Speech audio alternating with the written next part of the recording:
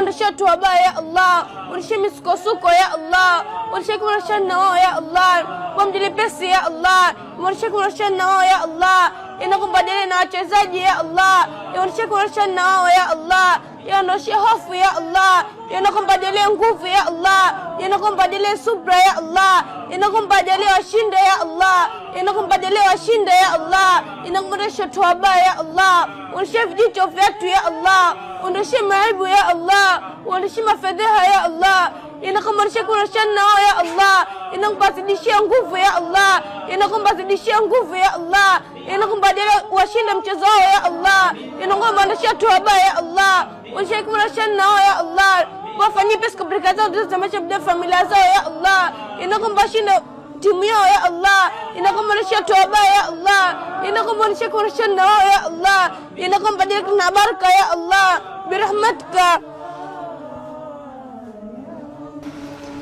Leo tuna mchezo, tunacheza Amani pale.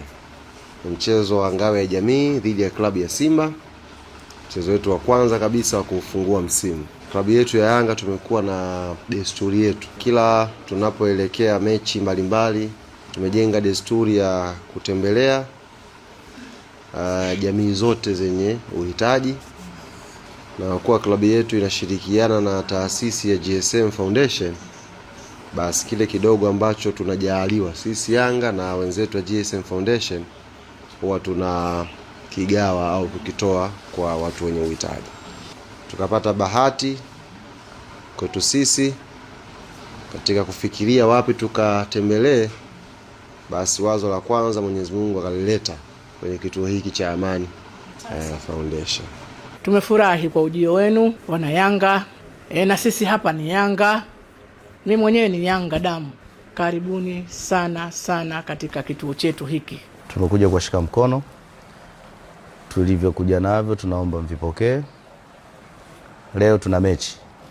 Mechi ngumu. Tunacheza na wapinzani wetu wakuu kwenye nchi hii. Kwa hiyo wakati mnavipokea basi tunaomba mtuombee dua. Mtuweke kwenye maombi yenu ili tuweze kupata matokeo mazuri, kuweza kuanza msimu wa ligi 2026-2027 vizuri. Tunashukuru sana na asante sana. Mwenyezi Mungu aendelee kukushika mkono, uwe na moyo huo huo. Naamini tutafikia malengo yale mliojiwekea. Asanteni sana.